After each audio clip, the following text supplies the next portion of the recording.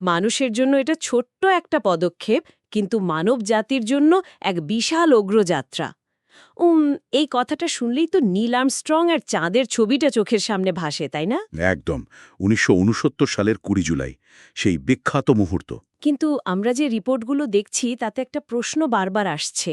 সত্যিই কি মানুষ চাঁদে গিয়েছিল সেদিন, নাকি পুরো ঘটনাই সাজানো? প্রশ্নটা কিন্তু খুব স্বাভাবিক। মানে ওই সময়টার কথা ভাবুন একবার। ৬০-এর দশক। হ্যাঁ, আমেরিকা আর সোভিয়েত ইউনিয়ন, মানে ঠান্ডা লড়াইয়ের যুগ। ঠিক।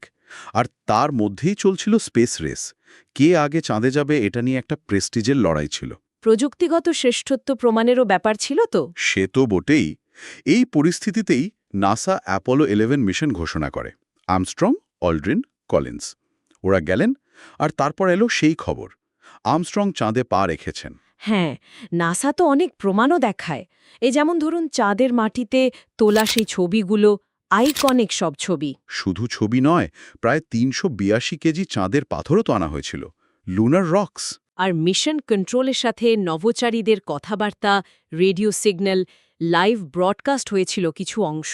হ্যাঁ, এমনকি পৃথিবীর বিভিন্ন অবজারভেটরি থেকেও মিশনের গতিবিধি ট্র্যাক করা হচ্ছিল, তারও রেকর্ড আছে। কিন্তু এত প্রমাণের পরেও সন্দেহগুলো কিন্তু থেকেই গেছে। যেমন এই যে ছবিগুলো, হ্যাঁ, ছায়ার ব্যাপারটা, ওটা নিয়ে খুব কথা হয়। কিছু ছবিতে দেখা যায় ছায়াগুলো ঠিক সমান্তরাল নয়, মানে বিভিন্ন অ্যাঙ্গেলে পড়েছে।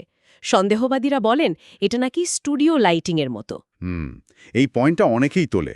একাধিক লাইট সোর্স থাকলে এমন হতে পারে, এটাই তাদের যুক্তি। আবার ধরুন আকাশে তারা নেই কেন? ফটোগুলোতে তো কানো আকাশ দেখা যায়, কিন্তু একটাও স্টার নেই। এটাও একটা বড় প্রশ্ন। এত তারা থাকার কথা, সেগুলো ক্যামেরায় ধরা পড়ল না কেন? স্টুডিওতে তারা আঁকতে ভুলে গিয়েছিল কিনা এমন কথাও শোনা যায়। আর পায়ের ছাপ, চাঁদের শুকনো ধুলোয় এত স্পষ্ট, এত পরিষ্কার ছাপ কি করে পড়ল? মনে হয় যেন ভেজা বালি। ঠিক। আর ওই যে ভিডিওগুলো, নভোচারীরা কেমন লাফিয়ে লাফিয়ে হাঁটছে। হ্যাঁ, ওটা নিয়েও প্রশ্ন আছে। কেউ কেউ বলে এটা নাকি কম গ্র্যাভিটি নয়, তার দিয়ে ঝুলিয়ে শুটিং করা হয়েছে। এই সব যুক্তির বিপরীতে, মানে নাসা বা বিজ্ঞানীরা কি বলেন? এই রিপোর্টগুলোতে কি ব্যাখ্যা আছে? বিজ্ঞানীরা কিন্তু প্রতিটা পয়েন্ট ধরে ধরেই ব্যাখ্যা দিয়েছেন। যেমন ধরুন ছায়ার ব্যাপারটা। হ্যাঁ, ওটা কেন ওরকম? বলা হচ্ছে চাঁদের মাটি তো আর সমান নয়, উঁচু নিচু, আর আলো আসছে শুধু সূর্য থেকে, একটাই সোর্স।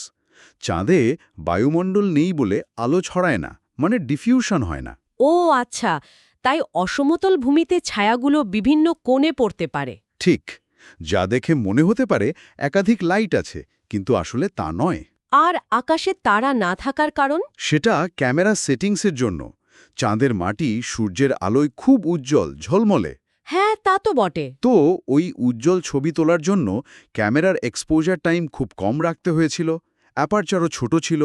এত কম আলোয় তারাগুলোর ফ্যাকাশে আলো ধরা পড়েনি। যেমন দিনের বেলায় আমরা পৃথিবী থেকে তারা দেখি না, অনেকটা তেমন। একদম। যুক্তিটা বেশ সলিড। আর পায়ের ছাপ, শুকনো ধুলায় অত স্পষ্ট ছাপ। চাঁদের ধুলো, মানে যাকে রেগোলিথ বলে, ওটা পৃথিবীর ধুলোর মতো নয়। কোটি কোটি বছর ধরে উল্কাপাতের ফলে তৈরি কণাগুলো খুব তীক্ষ্ণ কোণাওয়ালা, মানে অ্যাঙ্গুলার। ক্ষয় হয়নি বাতাস বা জল না থাকায়। হ্যাঁ, তাই কণাগুলো একে অপরের সাথে সহজে আটকে যায়, অনেকটা ভিজে বালির মতো আচরণ করে। তাই পায়ের ছাপ অত স্পষ্ট হওয়াটাই স্বাভাবিক। আর ওই লাফিয়ে হাঁটা? ওটা তো চাঁদের কম গ্র্যাভিটির সরাসরি ফল। পৃথিবীর ৬ ভাগের ১ ভাগ মাত্র, ওখানে ওরকমই হওয়ার কথা। তাহলে বৈজ্ঞানিক ব্যাখ্যা তো আছে সবকিছুরই, কিন্তু এত কিছুর পরেও অবিশ্বাসটা কেন? নাসা তো প্রায়ই বলে মানুষ আসলে ষড়যন্ত্র তত্ত্বে বেশি মজা পায়। এটা একটা বড় কারণ হতেই পারে। মানে একটা রুদ্ধশ্বাস গল্পের আবেদন অনেক সময় সত্যি ঘটনার চেয়ে বেশি হয়। হুম। তবে আরও শক্ত প্রমাণ কিন্তু পরে এসেছে। যেমন ধরুন ২০০৯ সালে নাসার এলআরও, মানে লুনার রিকনেসেন্স অরবিটার। ও হ্যাঁ, ওটা তো চাঁদের চারপাশে ঘুরছে। হ্যাঁ, সেই অরবিটার থেকে হাই রেজলিউশন ছবি পাঠানো হয়েছে।